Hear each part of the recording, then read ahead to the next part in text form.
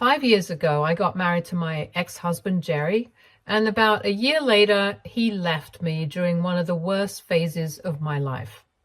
Back then, both of us were 25. We had been dating for about 3 years after college, and then we got married because it seemed like the most obvious next step since we were both happy with each other.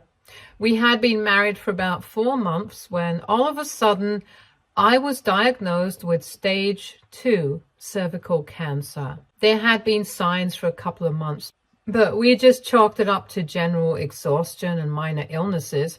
When things started getting worse, we had to take my condition seriously, and that's when I was diagnosed. After that, I was in and out of the hospital on a regular basis, and for the first couple of months, Jerry was extremely helpful. He would take great care of me. He would handle all the medical reports and keep in touch with the doctors. I felt like I didn't have to worry about anything at all. And even when I started chemotherapy and I started losing my hair, he shaved his head in solidarity with me. In short, he was literally perfect. But then he started losing faith when I didn't get better after almost 6 months had passed and I had undergone several rounds of treatment. I was not showing any signs of progress, and slowly but steadily, I was getting worse. He started distancing himself from me, and even when I would try to get him to talk to me, he would just shut me out. I was already going through a lot, and him behaving like that with me, I felt like I was being rejected by him and I couldn't take that. So I started picking fights with him just to get his attention, and that seemed to work for a while, but then he moved even further away from me emotionally. Finally, about 2 weeks before our 1-year wedding anniversary, I woke up one day to find him gone, and all he had left from me was a note on our bedside table telling me not to go looking for him because he did not want to be found. I thought he was playing a prank on me or something, so I tried to call him and I sent him several messages, but none of them went through. After a couple of minutes, I realized that he had blocked me. Not just my phone number, but he had also blocked me on social media. So I started panicking, and I called my in-laws, and they told me that they knew nothing of this and said that they would get back to me as soon as possible. But they never did. I told my parents about it, and they moved in with me so that they could take care of me in his absence, which we assumed would be just a couple of days. Unfortunately, he just never came back, and after he disappeared, I tried my best to look for him, but I was never able to find him again. He was just gone for good, and it took me a really long time to recover from that emotionally, and I was incredibly depressed for a long time afterwards. I tried getting in touch with my in-laws several times after his disappearance from my life, but after that first phone call, they never responded to me until a month later. They visited me, but they were acting very cold and weird, and later on, they disclosed that they were only here because they needed to serve me with divorce papers. I was devastated, and I realized that they had been in touch with Jerry, but they refused to let on anything else. I was told that he wanted nothing to do with me anymore, and that he was really sorry about this, but it had to end this way because he couldn't just waste his life with me anymore. I was really hurt because I could tell that the only reason he left was because I had cancer, and he didn't want to take care of me anymore. It's not like I didn't understand what he was going through. It must have been tough on him, but the least he could have done was have a conversation with me. I think after 3 years of being together and 1 year of marriage, that's the least that we owe each other. One honest and transparent conversation about our feelings, but he didn't think that he owed me even that, and that's why he left without a word. It took me a while to come to terms with it emotionally, but after his parents served me with the divorce papers, I signed off on it without any drama. It was already pretty obvious to me that there was nothing left to fight for in this relationship anymore, so it was better to just let it go in a dignified way. I obviously did have a lawyer go over everything with a fine-tooth comb, but in all honesty, his terms were pretty fair. Besides, in 1 year of marriage, we didn't really have any joint assets, and neither of us wanted to drag this thing out. So after getting done with the waiting period, we finalized our divorce without even coming face to face with each other. Everything that I had to communicate with him, my lawyer spoke to his parents and the lawyer about it, and that was it. And especially since this was an uncontested divorce, there was no need for us to meet each other earlier. That was it. After that, I did not hear from my in-laws either, and even though I was completely shattered, I knew that I had to keep going somehow. My condition had started worsening because of the heartbreak that I had gone through, and even though my parents were trying to be strong for me, I could tell that it was hard for them to see me like this. For their sake, I knew that I couldn't just give up on my life and go, even though it probably would have been easy for me back then. Anyway, I decided that I was going to fight for my life, and I don't know if it was a mental thing or if the treatment started working, but somehow I managed to make it through. I'm doing fine right now, and for the past 3 months, I've been cancer-free. It wasn't easy for me at all. And for the past 4 years, all I've done is try to be thankful for my life. Part of that gratitude meant that I was ready to give myself a second chance at love.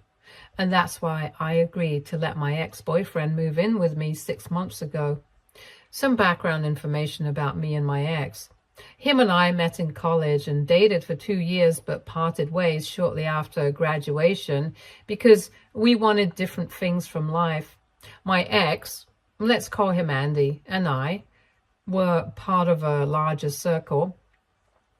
And that's actually also how I knew Jerry, since he was part of the same circle. After we graduated from college, we didn't exactly keep in touch. But a couple of months after Andy and I broke up, Jerry reached out to me and we started talking. We became friends, and within a few months, he confessed to me and told me that even when we were in college, he had always had feelings for me, but never acted upon it because I was with Andy. Now that we had broken up, though, he wanted to ask me out. And after a couple of months, I finally said yes.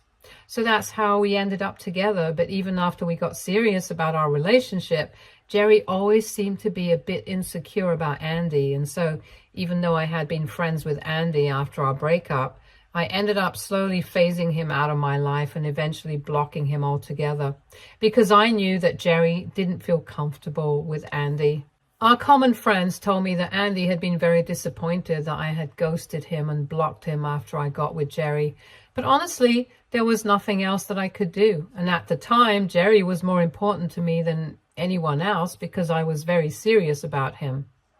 Eventually, I obviously ended up marrying Jerry and forgot about Andy altogether. But then we ended up getting divorced. And even though I never posted about it on social media or went public with it, I did tell a few friends of mine, and I'm guessing that's how Andy found out about our divorce and my diagnosis.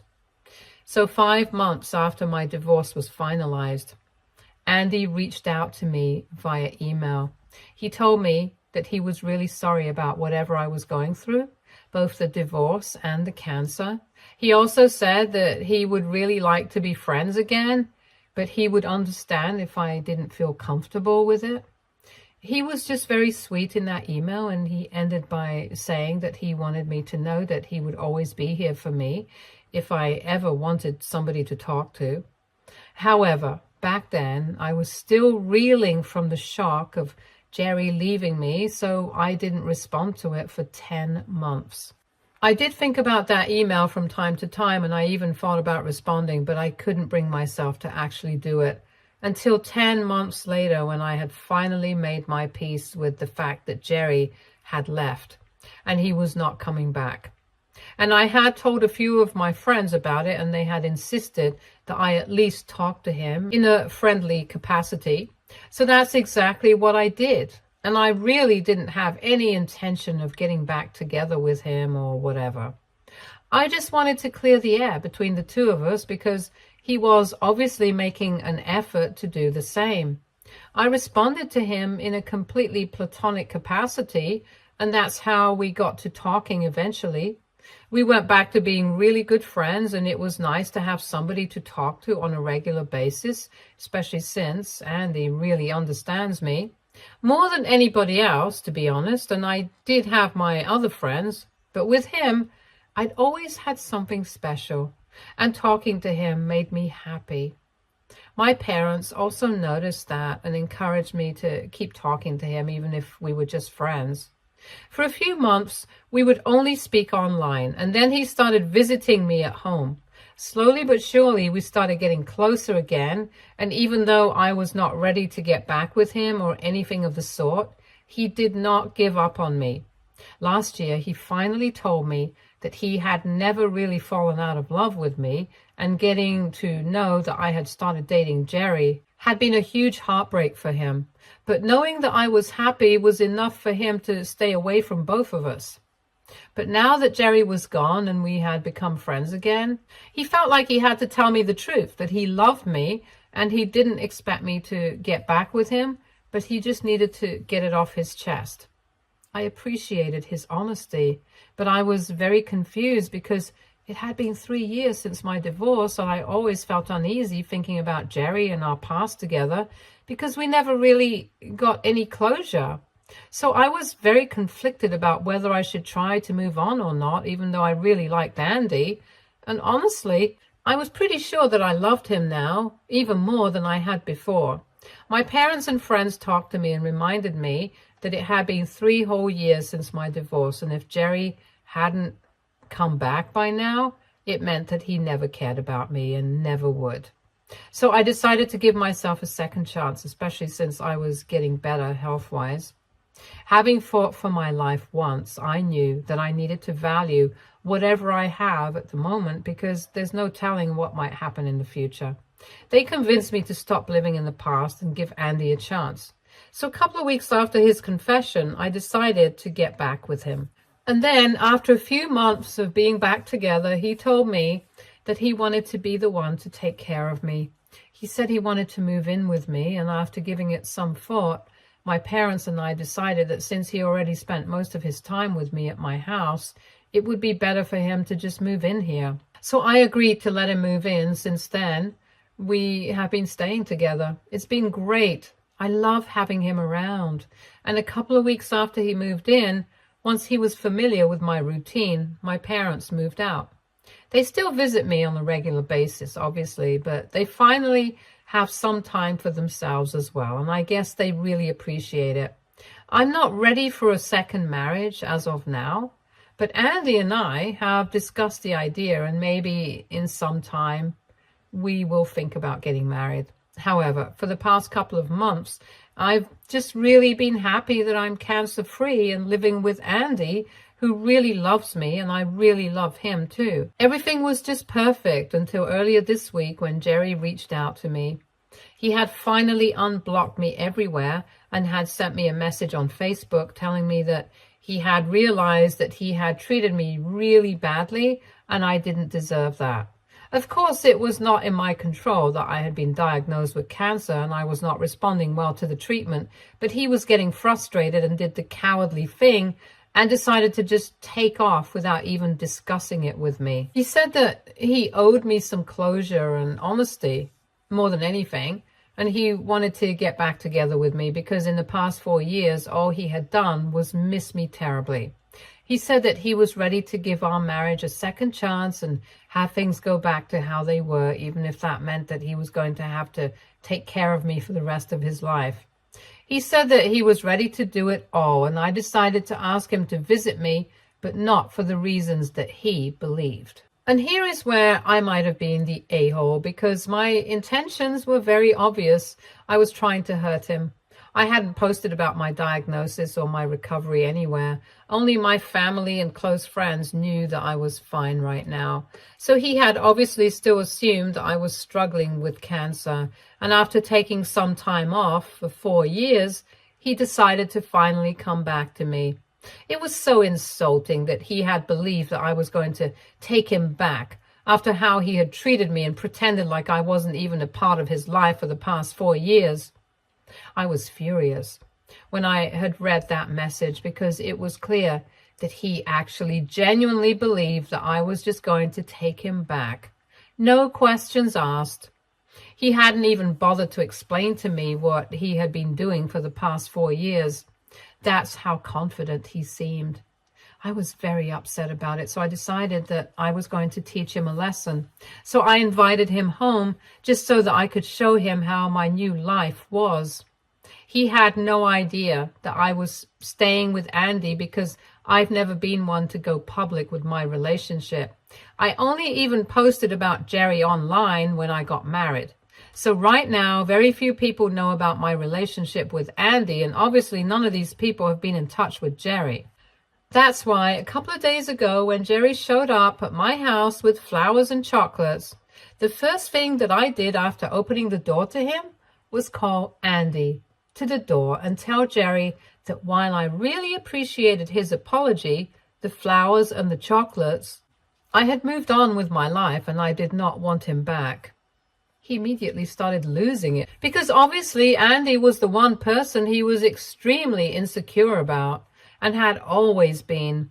He started freaking out at me, telling me that I had betrayed him and stuff, and even accused me of cheating on him. I don't understand how it counts as cheating if I hadn't even been with him at the time that I started dating Andy again. But anyway, I didn't care about his reaction because all I had wanted to do was give him a shock. And I had succeeded in doing that. So while he was having a mental breakdown on my porch, I decided to shut the door, and Andy and I went back to watching TV. For the record, I hadn't told Andy about it, but he didn't really have a problem with what I had done. However, my parents and my friends thought that there was no reason for me to do this. I could have just let it go because this was me just inviting toxicity into my life again.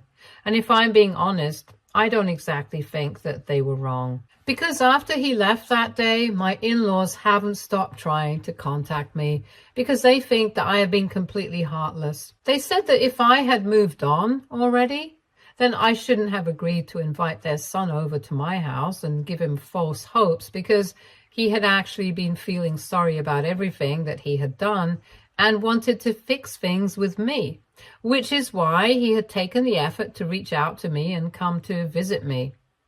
They are accusing me of trying to ruin his mental health on purpose, and they even have the audacity to suspect me of having had an affair with Andy all along, even though they know for a fact that for the past 4 years I had nothing on my mind apart from getting better. And before we got married, I had blocked Andy out of my life altogether just for Jerry, so I don't understand how they have the audacity to accuse me of having had an affair with him. Anyway, they are trying to make me out to be the villain and are acting as if their son was completely innocent in this whole situation. And like I said, my parents and friends are already against this. They have told me that what I did was very unnecessary. They can understand that I felt the need to get back at him, but at the end of the day, it doesn't change the fact that it was kind of petty. They're not exactly making a big deal out of it, but they have spoken their mind, and I feel kind of guilty about what I did. I could have avoided all the drama if I had just not responded to him at all. And I knew that I had been petty, but now I feel bad. However, I still don't think that I need to apologize to him or whatever, because I don't think that it's such a big deal. I definitely do not think that it's a big a deal as his parents are making it out to be, especially considering the fact that he had literally left me while I was fighting for my life and had gone missing in action for the next 4 years, not even showing up for our divorce. His parents also hadn't tried to be apologetic for it, so I don't understand why I'm expected to be forgiving and just let everything go, especially when my in-laws know how their son had treated me back then. Anyway, AITA for inviting my ex-husband home just so that I can show off my new life. Update 1. Hi, so thank you so much for all the comments on my post. It was all really helpful. First things first, I did speak to my parents and my friends about why I did what I did. I don't deny the fact that I was petty, and I definitely don't deny the fact that it was completely unnecessary. I could have totally avoided all the drama by just not responding to him. But I felt like I needed to get some closure. I didn't think things through. I made the decision in the heat of the moment, so it was probably not the best way to deal with it. But I don't have any regrets about it either. They didn't have much to say. We just decided not to talk about it because it really wasn't worth it. And it wasn't exactly as bad as you guys think. I guess I might not have been able to communicate properly in the post or something, but just to be clear, my parents and my friends were not insisting that I apologize to my ex or whatever. They had just told me that they didn't exactly agree with what I had done, and they had left it at that. They hadn't tried to guilt trip me like my in-laws were doing, and now that we have spoken about it, we have decided that we are just going to agree to disagree. It's really not a big deal for them, and nothing in our relationship has changed. So we are fine. The only problem that I'm dealing with right now are my in-laws because they are very upset with what I did. They think that I have emotionally tortured their son by inviting him over, and they think that I owe him a huge apology. I'm not even joking. They have sent me several emails telling me that I need to apologize to him in person and that I need to clarify that I didn't have anything to do with Andy while we were together because apparently he has completely broken down. I don't understand why my in-laws expect so much of me, especially since we haven't had much of a relationship ever since the divorce. They knew that what their son was talking to me about was incredibly wrong, and yet they had been on his side and had helped him hide from me during the divorce. I'm not completely blaming them, but they were a huge part of the reason why I was never able to get any sort of emotional closure from Jerry while we were separating. So how come it was back then, but now, since it's Jerry's mental health at risk, all of a sudden, I need to talk to him and give him an explanation for everything? He didn't think that he owed it to me back then, neither did his parents, so I'm just playing by the same rule book now. Update 2. So it's been 3 days since my last update, and I have been having no problems, but of course that probably did not sit well with Jerry and his parents. Andy and I work from home, but I guess they didn't know that. They probably assumed that Andy wouldn't be at home if they showed up in the morning.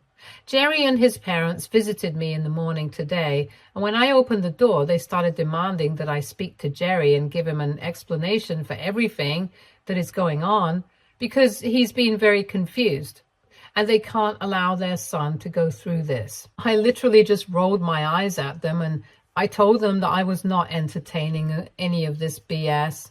I did not owe them anything because Jerry didn't bother to give me an explanation when he left. And now he could think whatever he wanted. I was not going to give him the satisfaction of getting an explanation or a reaction out of me. The only reason I had even opened the door was so that I could say this to their faces. And then I told them that if they did not clear out, I would call the cops. Then Jerry started screaming at me, telling me that I was a horrible human being for what I had done. He called me petty and selfish, and then he started cursing at me. When he started screaming, Andy had heard that, and he came to my side. He looked furious, and I could tell that it was taking him all he had to keep himself from having a go at Jerry. And I really didn't want to do that, so I took my phone out, and I told Jerry and his parents that they had to leave, or I really would call the cops. After bickering with me for a couple of seconds, they finally left because I had started dialing, even though they did not let go of the opportunity to curse at me some more. That did not affect me, though, even though it really made Andy mad, and he cursed right back at them. But finally, they left, and luckily, Andy told me that he had started recording everything on his phone, so even though there is hardly any video, of any of this happening. He has a full audio recording of Jerry yelling at me, and he didn't stop recording until they had left. Now that we have this, we know for a fact that the next time they show up, we will not only be pressing charges against them, but we will also be contacting our lawyers to file a restraining order against Jerry and his family. But I really hope that we don't have to go through all of that, and that they leave me alone after this, because I think I've said whatever I had to. Update 3. Hey, so it's been a couple of days since Jerry and his parents showed up at my house. After that, they did not try to contact me anymore, and I was really relieved.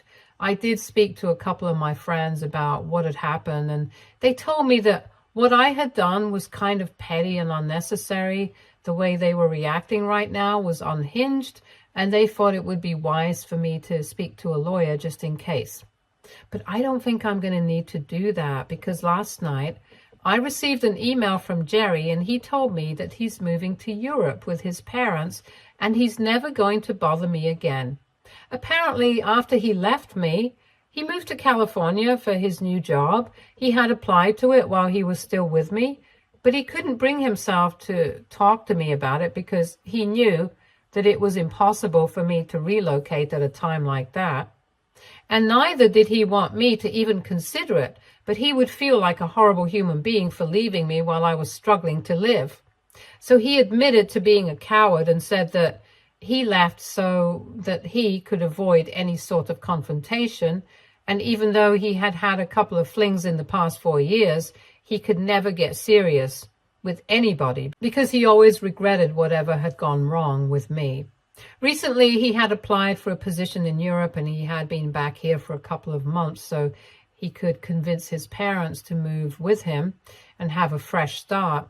That's why he had reached out to me as well, because now that he was back in town, he had at least wanted to apologize to me and give our relationship another shot. But after seeing me with Andy the other day, he realized that he had no right to intrude in our lives, especially not after everything that he had put me through. And he definitely did not have the right to question me either, nor his parents. So now he was doing the decent thing and leaving me alone. He said that he did not expect to be forgiven because all of this was coming too late and it was just too little. But he wanted to apologize for everything that he had done because he had been a coward. And even he had no right to be throwing tantrums and sending his parents after me the way he did. He knew that Andy loved me and I was happy with him. So he's going to stay away from me now, and I have to say I'm really glad that he came to this conclusion. I did not reply to that email, but I did make Andy read it, and my friends and parents read it as well. They think that this is good enough to put an end to whatever had been going on, and I agree. So now we can all finally, collectively move on from this. This is good because in a couple of months, I think I would like to get married to Andy and start a new chapter in my life with him. I guess I finally got the closure that I needed. And I'm finally ready to get married again, to start a family and just live my life to the fullest once more. Stay tuned for more stories from Our Girl Relationships.